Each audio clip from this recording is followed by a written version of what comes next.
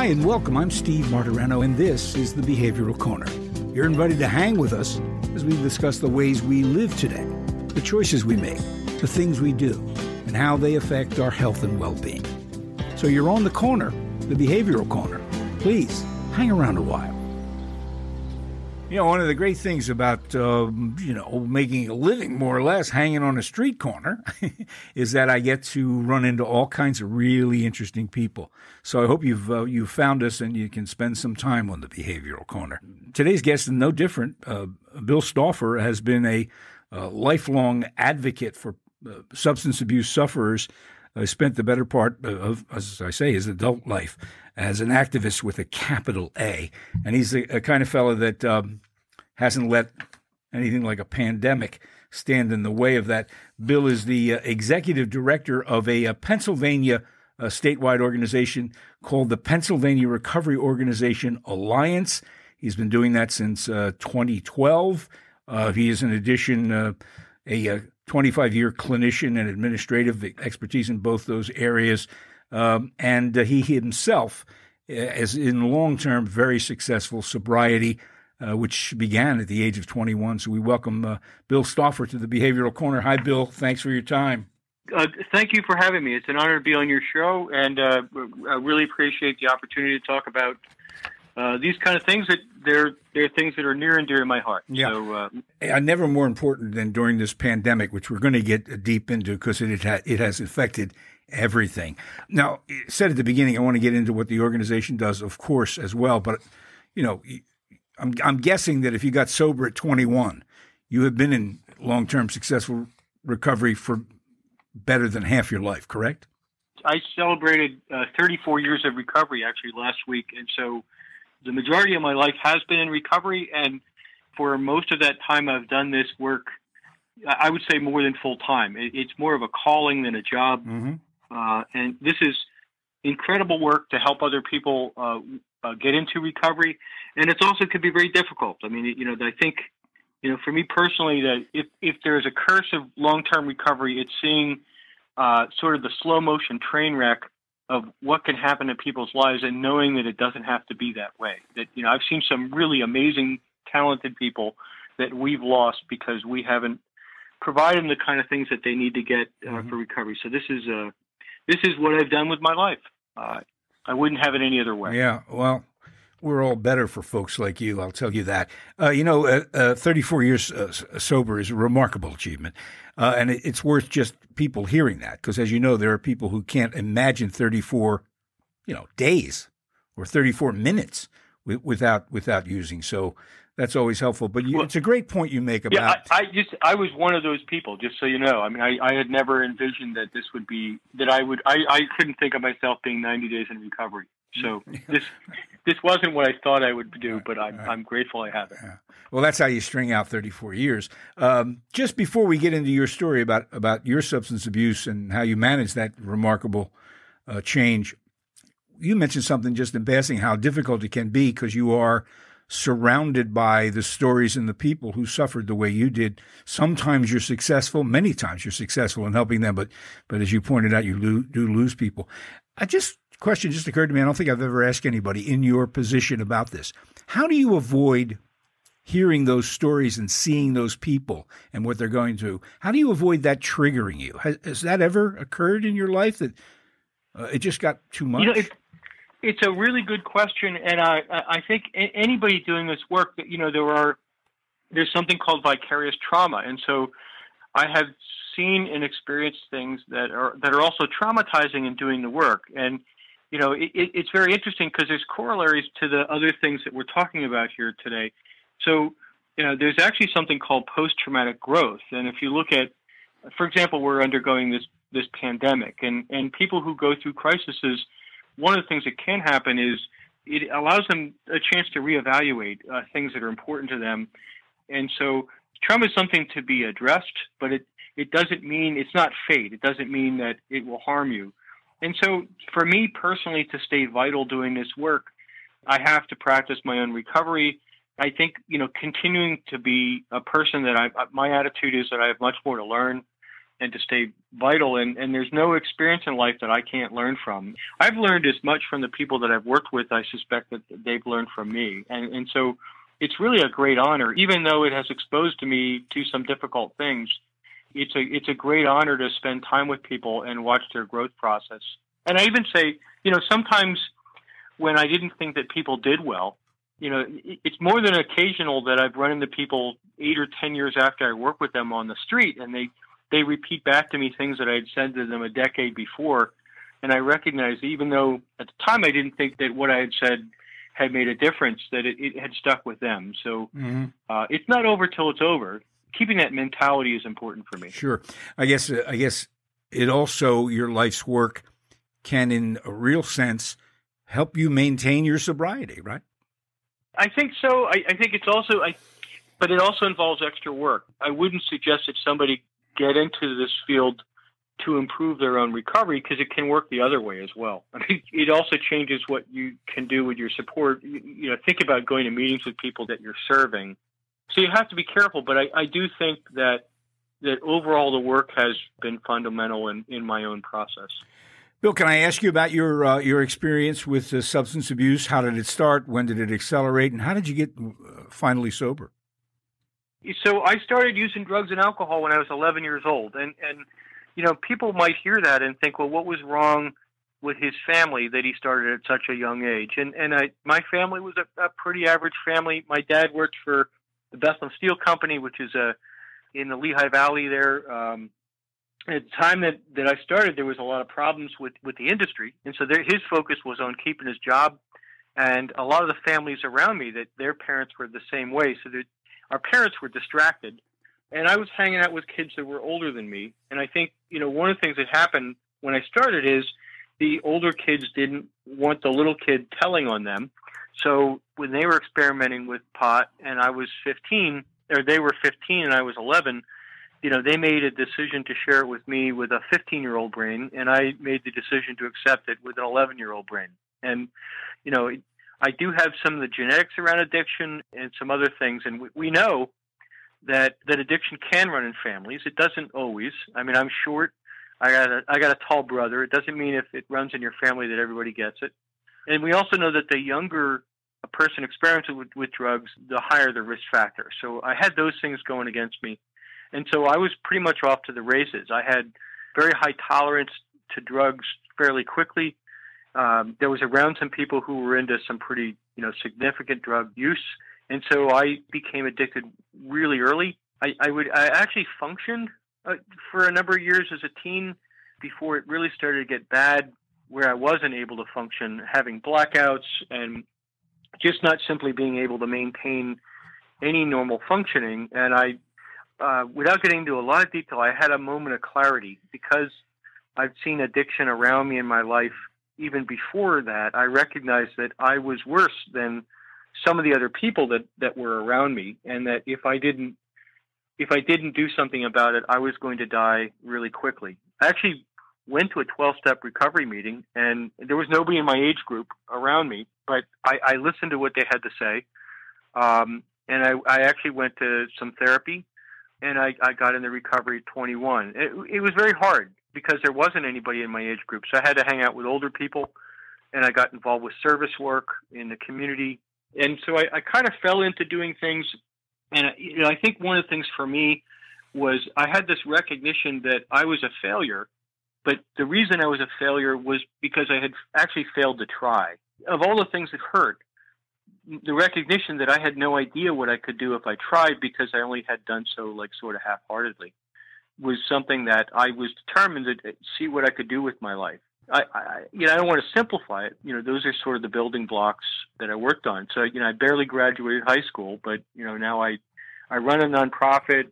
I'm a professor at a university. And all those things took a lot of time and effort and energy. But, I think that's actually the story of recovery. And we could talk about that. The thing I would say to listeners out there is that the only thing remarkable about my story is it's really unremarkable in the recovery community. I mean, I've seen homeless people get PhDs. I've seen people who never had an honest job in their life end up running successful businesses. When we get into recovery, we take care of ourselves, our families, and we actually get very involved in community. So we're amazing members of the community in recovery, and so getting more people into recovery helps our whole society. It's critical to remind people who may not know that millions of people are doing just that. Millions, I'm not exaggerating, wind up in long-term sobriety, but many, many, many others do not. They do not because they continue using, or they do not because they never even get help. So that's why your organization is incredibly important. I want to get into what ProEd does, but just one moment on this notion of a clear moment. And I've heard that a million times, of course, that moment of clarity. You arrived at yours at a very young age, at 21. Was there any events outside you or people outside you that helped you get to that? Or did you just come to the realization that this wasn't working? So events outside of me is that I was just fully unable to function. I would start using, and there was no predictability. I could drink a single drink or two occasionally, but other times I would wake up in a different place and be out of money and have a lot of people upset at me. Or I had no idea what would happen when I would start to use, and it was really scary and dangerous. I did get arrested, and that was right around the time I was contemplating, hey, maybe this isn't going to work out for me. I ended up getting arrested, and it was right around the time that I was trying to see if I might be able to just have one or two and be okay. And it was just right there in front of me that I couldn't. And like I said, I had been watching people close to me who were suffering from addiction, so I kind of knew from looking at them what was going to happen to me. So it wasn't a good clarity. It wasn't a fun clarity. It was more like I could see really bad things about the path I was on and what I was becoming. And I wanted to try to see if there was another outcome. Yeah, it's a great way to remind people that these moments of clarity do not occur as they often do in movies or books as a bright white light and all, everything flowing good from it. Sometimes the clarity is a scary picture, and it changes you and puts you on a better path. I know you're grateful for that moment, and thanks for sharing that story with us. But let's talk about your work. I'm particularly interested, of course, in your executive director's work with the Pennsylvania Recovery Organization Alliance. Tell us about that organization. How did it come into being, and what do you do? So we are what's called a recovery community organization, and the concept of a recovery community organization comes out of something called the New Recovery Advocacy Movement. And so, for people who are interested in history, there was a recognition in the late 60s that we needed to do things that help people get into recovery, and there was really nothing available. I mean, if you go back into the 60s, people were getting frontal lobotomies or getting, brain surgery to cut out parts of their brain for addiction, or being put in jail, or old-style electroshock therapy. There wasn't anything around. So people actually got together then and decided to advocate for services. And so some of the initial services that are available in America came out of that, what we call the original recovery movement. Now, what happened politically in the 80s is the war on drugs. And so there was increased stigma and an increased focus on incarcerating people. And it sort of drove out the direction that we were all heading. And in the late 1990s, groups of people got together and started to recognize that we had to get our voices involved and start to get it out there that people can and do recover. And so our organization formed right around that time. Actually, some advocacy in the state of Pennsylvania created some federal grants focused on networking the recovery community, very similar to what had happened in the mental health community. And we were formed out of that to sort of bring voices together. I will share for you a radical thing back then was someone publicly acknowledging that they were in recovery. And so the very idea of sharing your story publicly was something that was controversial. And now it's more commonplace, because what we want to do is make people understand that we can and do recover. And so our organization was formed out of that. Since that federal grant, we've gotten some other federal grants. There's been some state funding around deliverables that we've done and provided actual products to the state as far as looking at or examining or conducting work. And then we do education and training out in the community for something called peer support services and through donations. And so, I work all around the state and provide education and information And that's what we rose out of. There has been a sea change. You've seen this. I've seen this in the public's awareness of substance abuse disorder and what needs to be done about it. And just listening to you, the war on drugs, war being the operative word here, one of the great achievements I think we've made as a society is to recognize that was a horrible, as it turns out, horrible metaphor for what needed to be done. And because you're right, it caused stigma and mass incarceration, and you can't arrest your way out of this problem. So we mercifully have abandoned that motif, and that is terrific. I know in reading some of what you've written and this brilliant testimony you made before the Pennsylvania House of Representatives, it's on your website and people should read it. It's a great document. You talk about the importance of community. Why is that important? So when we take a look at the building blocks of recovery, and I've had the honor of working with some people like a guy named Bill White, who's the primary writer about this, is when we recognize how do people recover? And in general, there's a connection to community. Humans are social animals, and people generally don't recover in isolation. You need to have people around you and feel supported and have hope and be connected to others. And so there's to reverse it, we could talk about something called deaths of despair, and sociologists are starting to look into this. Why is the overdose epidemic increasing? Why is suicide rates going up in America, and why actually alcohol deaths are increasing? And they have to do with some of these fundamental concepts of death of despair. So the opposite of recovery, the kinds of things that fuel addiction are isolation, loss of hope, and loss of human connectivity. And there are actually, sadly, some things that are growing in our society. And they're also being exacerbated by this pandemic. I mean, all of those things, even absent substance abuse disorder, are resulting in the broader community, isolation, loss of hope, all of that. So it's making everybody's life more difficult, not least of which those people are suffering from this. I want to pause here because I do want to get deeper into this notion of deaths of despair. It's a very big topic, and it's a phrase that I wasn't familiar with until I read some of your stuff.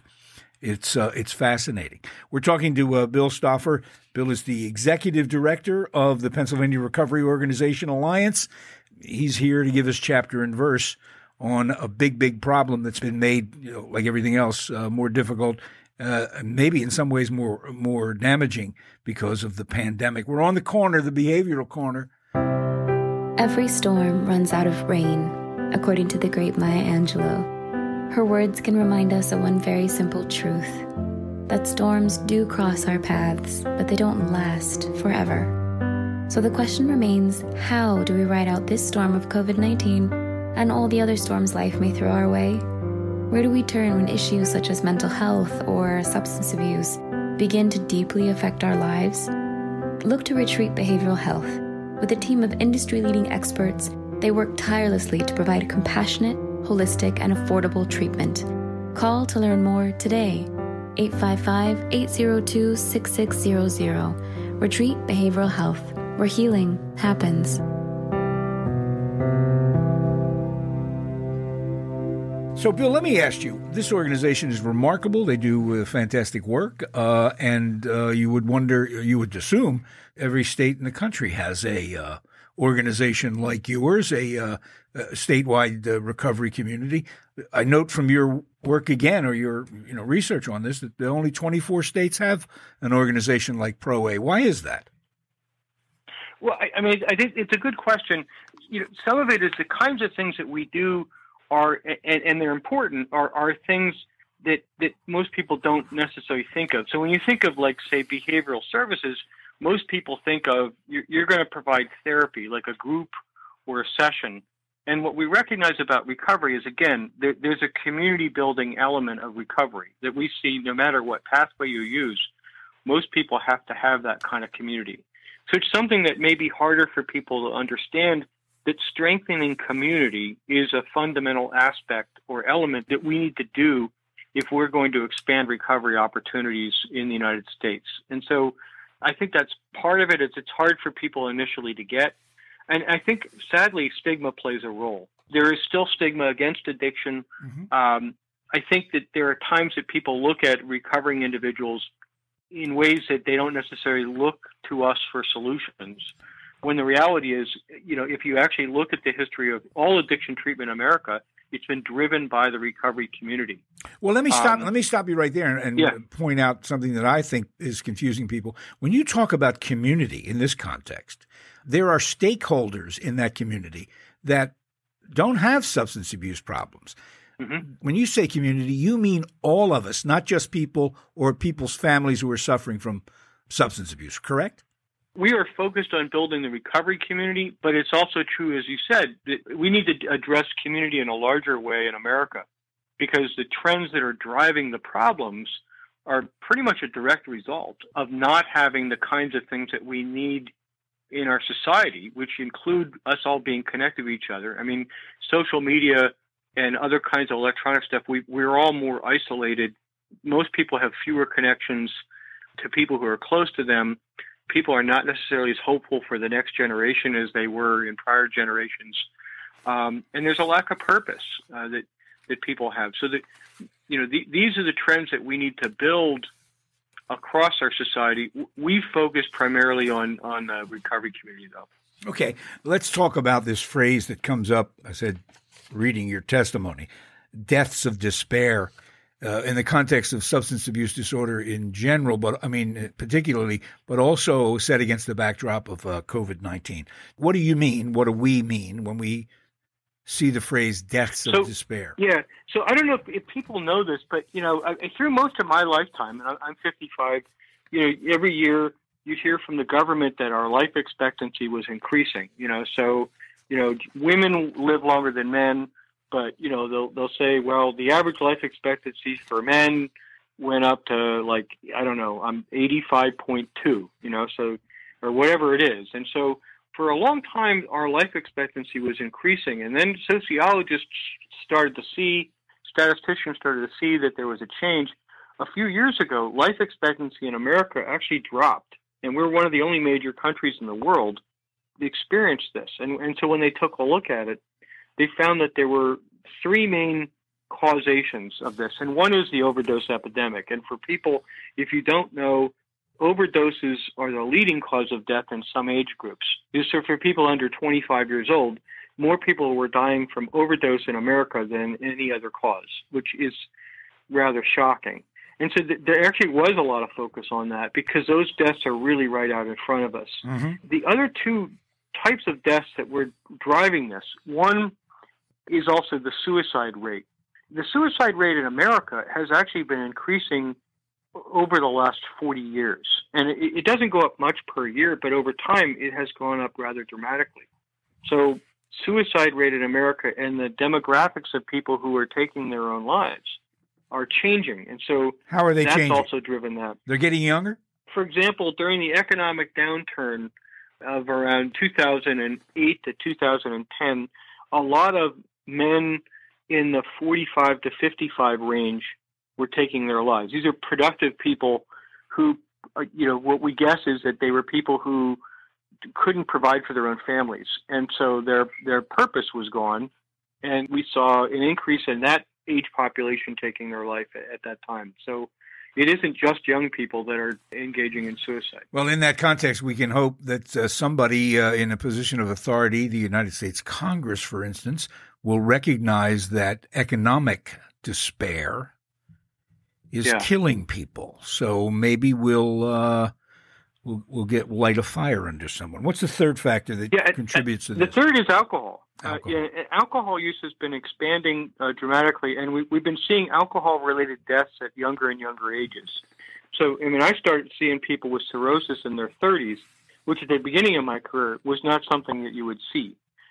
So very, very heavy alcohol use has been increasing. And not everybody who drinks alcohol uses alcohol that way, but there is a subgroup of people who are using a lot more alcohol earlier in life. So these three groups were essentially driving these deaths of despair. And when they looked at the commonality, these are typically people who lived in rural America, these deaths of despair. So with the demographics of that change, is their towns were falling apart. The industry wasn't there as it had been in prior generations, and there was a loss of community, where the community in particularly small towns was a lot stronger, it had decreased. So the sort of social fabric that was holding us together was decreasing, and what people were doing was engaging in things like drug and alcohol use, which actually is also related to suicide, in not all the time, but a fair amount of the time. Yeah, well, it's a very, very graphic and very spot on description of the whole broader community and our culture in this country. Let's take the last couple of minutes here. We've got some time talking to Bill Stauffer about substance abuse recovery and deaths of despair.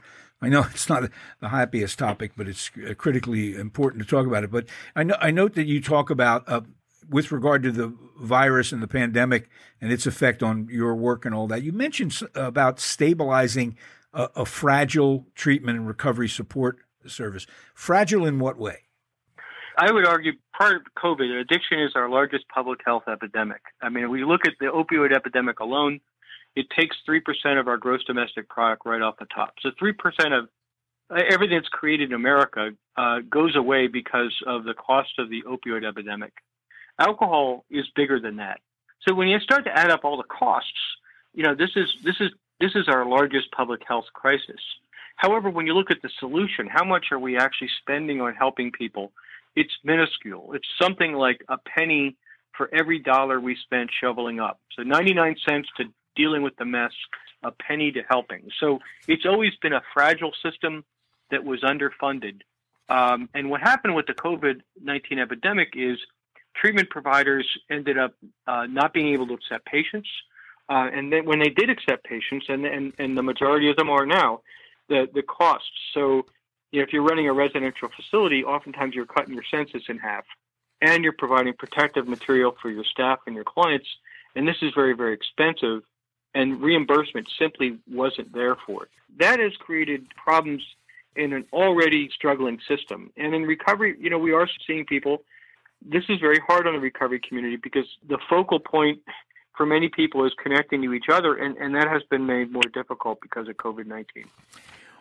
Bill, you're busy. I know we appreciate the time you've given for us. Now that we need to get you back more and more. This is not a great picture we have painted, but it is hopeful in one sense that somebody like you and the work you do is out there. Someone listening, a family member or someone in active substance abuse, to ward off this despair that could lead to death. What do you invite them to do? Who do they reach out to? Well, I would actually at some point love to talk about how the positive elements of recovery, because it's kind of been, we're talking about some grim stuff, but we can and do recover. And so I think that we all are part of the solution. I think the government can be part of the solution, but we can all care about another human being and reach out and let them know that we care about them. There's a lot of purpose to be had out there. Volunteering for a nonprofit, or getting connected, or doing something that you love.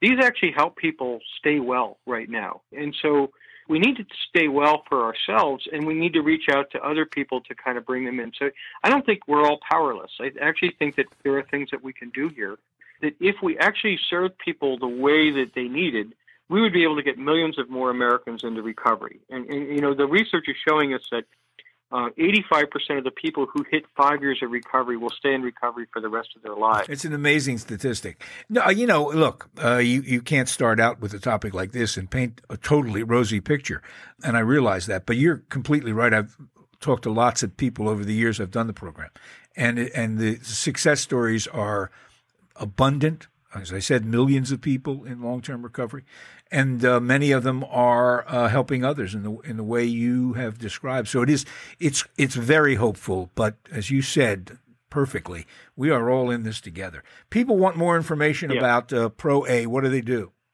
You go to our website. It's www.pro-a.org. So there's information there, and there's an email address. There's a lot of things that could be downloaded. I also say just get involved, not necessarily with us or with your local community. I think that's actually how we help ourselves, is actually get involved. Service to others is very good for people, particularly at times when there's a lot of people being idle. Doing something positive in the local community is a great way to to deal with sort of the impending doom that we may get if we think about these things that are outside of our control. Hey, Bill, thanks for joining us, and I really do want to have you back more and more because the work goes on. Everything that Bill has mentioned about the organization, Pennsylvania Recovery Organization Alliance, we'll have all those website addresses and everything on the Corners website, so you'll be able to find it. Again, thanks so much for hanging with us on the Behavioral Corner, Bill.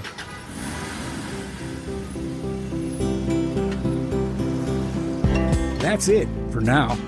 And make us a habit, hanging out at the Behavioral Corner.